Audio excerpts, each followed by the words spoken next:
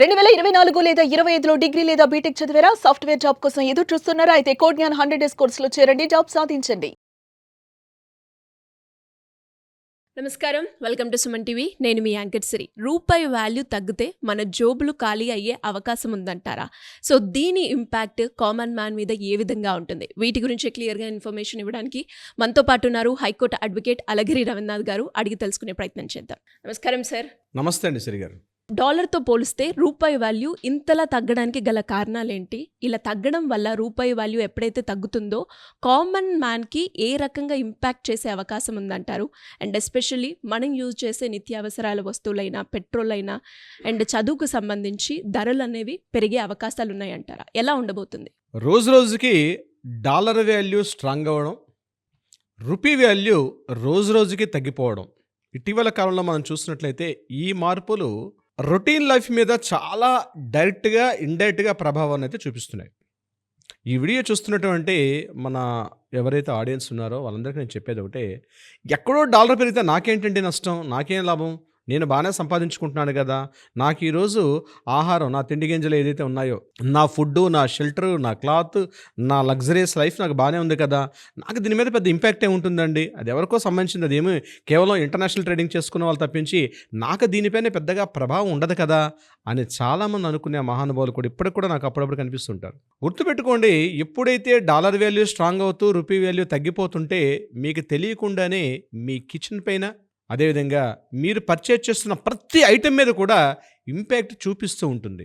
ఉదాహరణకి మనం చేతిలో ఒక 1000 రూపాయలు నోటు పెట్టుకొని మార్కెట్కి వెళ్తే, ఒక 1 మంత్ బ్యాక్ మనం పర్చేజ్కి వెళ్తే ఉన్నటువంటి, మీరు కానీ డైరీ మెయింటైన్ చేసుకుంటే చూడండి, ఆ రోజు మీరు పర్చేజ్ చేసిన వస్తువుల యొక్క ఆ వాల్యూస్ ఈరోజు మనం మార్కెట్కి అదే 1000 రూపాయలు నోటు పట్టుకొని అదే 1000 రూపాయలు తీసుకుని మనం మార్కెట్లోకి వెళ్ళి మనం పర్చేజ్ చేస్తే వాటి వాల్యూస్ ఎంత అబ్నార్మల్గా పెరిగింది. చాలామంది అనుకుంటారు ఎక్కడో డాలర్ వాల్యూ పెరిగితే మార్పు నా మీద ఉండదు కదా, మనం పర్చేజ్ చేసిన తోటకూర కట్ట మీద కూడా మార్పు వస్తుంది.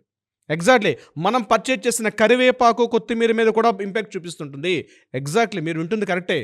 ఇది తెలుసుకోవాలి ప్రతి ఒక్క వ్యక్తి కూడా. సోషల్ మీడియాలో తెలుసుకోవాల్సిన విషయం ఏంటంటే, ప్రతి ఒక్కరికి కూడా తన పాకెట్ మీద ఆర్థిక భారం పడుతుంది. ఎలా పెడుతుందండి? ఎగ్జాక్ట్లీ, ఉదాహరణకి ఈరోజు మార్కెట్లో 90 రూపాయలు, 90 నుంచి 92 రూపాయల మధ్యలో ఉన్నటువంటి రూపీ వాల్యూ డాలర్తో కంపేర్ చేస్తే, ఎప్పుడైతే ఇంటర్నేషనల్ వాల్యూ, రూపీ వాల్యూ తగ్గుతూ ఉంటుందో మన అక్కడ నుంచి ఇంపోర్ట్ చేసుకున్న వస్తువుల మీద డైరెక్ట్గా మనకి రేటు పడే అవకాశం ఉంటుంది. అయ్యో మేమేం చేయట్లేదు కదండి, మన ఇండియా, మనం స్వయం సమృద్ధి సాధించాం కదా, మన వస్తువులు మనమే కొనుక్కుంటాం, మనమే తయారు చేస్తున్నాం, మేడ్ ఇన్ ఇండియా అని చెప్పి కూడా రాసుకుంటున్నాం కదా, దాని మీద ఏం ప్రభావం ఉంటుంది? మీ ఎగ్జాంపుల్ మీకు చెప్తాను చూడండి. ఇంట్లో వాడే గ్యాస్ సిలిండర్ మ్యాక్సిమం ఇండియా నుంచి వచ్చేది కాదు, బయట ఉన్నటువంటి ఎక్కడైతే గ్యాస్ నిక్షేపాలు ఎక్కడైతే ఉన్నాయో అక్కడి నుంచి మనం ఇంపోర్ట్ చేస్తున్నాం. ఎప్పుడైతే గ్యాస్ మీద డైరెక్ట్గా ఇండైరెక్ట్గా మనకి గ్యాస్ మీద ధరలు తరిగే అవకాశం ఉంటుంది. అంతేకాకుండా మనం వాడినటువంటి పెట్రోల్ డీజిల్తో నాకేం అవసరం అండి, నేనేం కారు వాడట్లేదు, నేను సైకిల్ తొక్కుంటూ వెళ్తా, లేకపోతే ఆటో వాడతాను అనుకుంటున్నానేమో, కానీ డీజిల్ లేకుండా ఈరోజు వ్యవసాయ భూముల్లో పంపు సెట్లు కానీ మోటార్లు కానీ కూడా పనిచేయలేని పరిస్థితి. అంతేకాకుండా పెట్రోల్ డీజిల్ లేకుండా మనం చేస్తున్నటువంటి, అంటే మన రొటీన్ లైఫ్లో మనం వాడుతున్నట్టు ఏ వర్క్ను కూడా డీజిల్ కానీ పెట్రోల్ కూడా డైరెక్ట్గా ప్రభావం చూపించే అవకాశం కూడా ఉంది. అంతేకాకుండా మనం వాడుతున్నటువంటి పప్పు దినుసులు కూడా అక్కడ మీకు కల్టివేషన్ జరగాలంటే డైరెక్ట్గా పెట్రోల్ కానీ డీజిల్ యొక్క ఇంపార్టెన్స్ అక్కడ కల్టివేషన్ చేసామని అడిగితే వాళ్ళు చెప్పే ప్రయత్నం చేస్తారు. వీటన్నిటి యొక్క ధరల మార్పు ఏమవుతుంది, మనం నిత్యం పర్చేజ్ చేసినటువంటి దైనందిన నిత్యావసరాల సరుకుల మీద కూడా ఇంపాక్ట్ అయితే డైరెక్ట్గా చూపిస్తూ ఉంటుంది, దీని మీద ప్రభావం. ఇంతేకాకుండా మనం వాడే మొబైల్ ఫోన్స్, మన ఇంట్లో వాడే ఫర్నిచరు, ఇంట్లో వాడినటువంటి మనం టోటల్ ఐటమ్స్ అన్నిటి మీద కూడా ఈ రూపాయి యొక్క వాల్యూ ఎప్పుడైతే పడిపోతుంటుందంటే పర్చేజింగ్ వాల్యూ, ఇంతకుముందు మనం 100 రూపాయలు మార్కెట్లోకి వెళ్ళి పర్చేజ్ చేసేటప్పుడు, ఉదాహరణకి ఏదైనా టమాటోస్ మనం ఒక 30-40 రూపీస్ ఉన్నటువంటి వాల్యూ సడన్గా మీరు రేపు మార్నింగ్ మార్కెట్లోకి వెళ్ళి చూడండి, వాడు 45 రూపీస్ అంటాడు. 10 రూపీస్ ఎలా పెరిగింది మీకు తెలియకపోవచ్చు. ఆ ఇంపాక్ట్ ఏంటంటే డాలర్ వాల్యూ స్ట్రాంగ్ అవ్వడం, రూపీ వాల్యూ తగ్గడం. అంతేకాకుండా ఇక మనకు పెరిగే శాలరీస్ అని పెరుగుతున్నాయా, మన శాలరీస్ మాత్రం ఎవ్రీ మంత్ మనం జాబ్ చేస్తున్న వాల్యూస్ మీద శాలరీస్ మాత్రం అదే స్టిఫ్గా ఉంటాయి. మరి అదే శాలరీలో మారుతున్నటువంటి రేట్లకి ఎట్లా కంపారిజన్ చేయడం, అదే చాలా ఇబ్బంది. అందుకే మీకు స్టార్టింగ్లో చెప్పాను, మీ పాకెట్ పైన భారం పడుతూ ఉంటుందని చెప్పి. ఉదాహరణకి మన శాలరీస్ అలానే ఉన్నాయి, మన శాలరీస్లో మార్పు లేదు. శాలరీ హైక్ అవ్వాలంటే మాత్రం మనం 6 months 1 year పాటు ఉంటే తప్ప మన శాలరీ హైక్ అవ్వట్లేదు.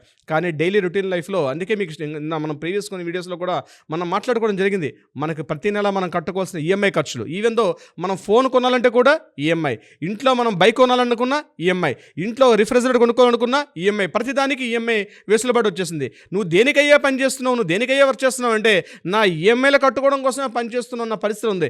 పొదుపుకి వెళ్తున్నావా, సేవింగ్స్కి వెళ్తున్నావు అంటే 1% 5% కూడా సేవింగ్ చేయలేనటువంటి కుటుంబాలు ఈరోజు కొన్ని వేలాది లక్షలాది కుటుంబాలు ఉన్నాయి. నేను దాంట్లో చూస్తూ ఉంటాను. ఆలోచనగా ఏదైనా ఇంట్లో ప్రమాదం జరిగింది, ఇంట్లో పెద్ద ఆయనకి లేకపోతే ఇంట్లో ఉన్న వాళ్ళకి ఏదైనా అనారోగ్యం అయింది, వాళ్ళకి హాస్పిటల్కి పట్టుకెళ్ళాలంటే తడిసి మోపుడవుతున్నటువంటి మధ్యతరగతి భారతం మీద నడ్డి విరిచేటట్టుగా ఉన్నాయి రేట్లు, హాస్పిటల్ యొక్క ఖర్చులు. వీటన్నిటి కారణం మళ్ళా రూపాయి యొక్క పతనమే. రూపాయి ఎందుకు పడిపోతుంది అంటే ఇంటర్నేషనల్ మార్కెట్లో మన రూపీకి వాల్యూ పడిపోతుంది, డాలర్ స్ట్రాంగ్ అవుతుంది. ఇది ప్రధాన కారణం. ఒకప్పుడు ఎక్కడ వాళ్ళం అక్కడే ఉండేవాళ్ళం, ఎక్కడ పండించుకునే వాళ్ళం. కానీ ఈరోజు పరిస్థితి అలా లేదు కదా. మార్నింగ్ లేచి మనం వాడే టూత్పేస్ట్ దగ్గర నుంచి రాత్రి పడుకోవడానికి వెళ్ళే ముందు వాడే మస్కిటో కాయిల్ వరకు ప్రతిదీ కూడా ఏదో ఒక ప్రోడక్ట్ మనం తెలుసో తెలియకో డైరెక్ట్గా ఇండైరెక్ట్గా విదేశీ వ్యాపారానికి, విదేశీ వాణిజ్యానికి మనం డైరెక్ట్గా అయిపోతున్నాం. అందుకనే చాలా సందర్భాల్లో అనేక ప్రభుత్వాలు, కాంగ్రెస్ బీజేపీ పక్కన పెడితే ప్రతి ప్రభుత్వం కూడా స్వయం సమృద్ధి సాధించాలి, మన ప్రొడక్ట్స్ని మనమే కాస్త ఎంకరేజ్ చేసుకుంటూ వెళ్ళగలిగితే ఇంటర్నేషనల్ ట్రేడింగ్లో, అంతర్జాతీయ విపణిలో మన మార్కెట్ యొక్క వస్తువులు ఎప్పుడైతే పెరుగుతూ ఉంటాయో మన రూపీ బలపడుతుంది అని చెప్పడానికి కారణం అదే. కానీ పెరుగుతున్నటువంటి ధరలు చూసినట్టయితే లగ్జరియస్ కార్ల దగ్గర నుంచి, లగ్జరియస్ ఫోన్ల దగ్గర నుంచి, లగ్జరియస్ ఇంట్లో వాడే బెడ్లు, బెడ్షీట్స్ దగ్గర నుంచి మొదలుకుంటే ప్రతిదీ కూడా ఖరీదు అయిపోవడానికి కారణం రూపీ వాల్యూ యొక్క తగ్గడం. మరి దీనికి ఎలా అండి? నేనేం చేయలేను కదా. నేనేం చేస్తానంటే మీకు ఎగ్జాంపుల్ చెప్తాను.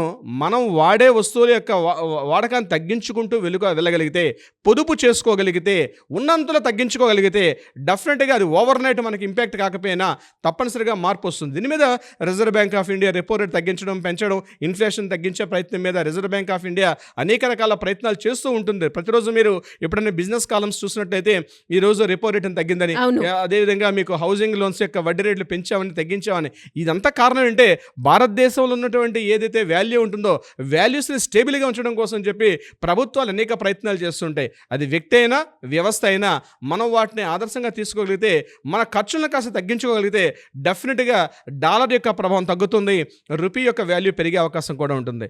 మన ఇంట్లో వాడే గ్యాస్ సిలిండర్తో మొదలు పెట్టుకుంటే వంట నూనె వాడతాం. వంట నూనె ఎక్కడి నుంచి వస్తుంది? Crude oil. క్రూడ్ ఆయిల్ అంటే ఈరోజు చాలామంది అనుకుంటాం నేను ఇంట్లో వాడే ఎడిబుల్ ఆయిల్ వస్తుందా, మనం వాడేసుకుంటాం. కిలోల కొద్దీ మనం కబాబులు తింటాం, వేస్తుంటాం, ఆయిల్స్ చూస్తాం. ఆయిల్ ఎక్కడి నుంచి వస్తుంది? దాని మెయిన్ ఆయిల్స్ మలేషియా నుంచి, సింగపూర్ నుంచి, ఈవెన్ దో సన్ఫ్లవర్ సీడ్స్ కూడా అక్కడ వస్తే ఇక్కడ ఇంపోర్ట్ చేసుకొని ఇక్కడ ప్రాసెసింగ్ చేసి ఇక్కడ ఆయిల్ చేస్తున్నారు.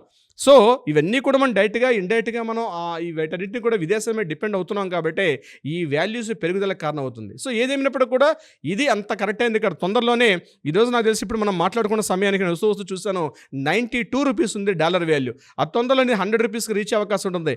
అక్కడ కనిపించే ఫిగర్ జస్ట్ 8 రూపీసే కదా, 7 రూపీసే, కానీ దాని ఇంపాక్ట్ మాత్రం డైరెక్ట్గా మనిషిని స్పైనల్ కార్డు మీద దెబ్బ కొట్టినట్టుగా ఉంటుంది. మధ్యతరగతి వ్యక్తి పూర్తిగా కుదేలైపోయే పరిస్థితి వస్తుంది. శ్రీ గారు, anyways great analysis sir. Thank you so much. Thank you so much Sri గారు.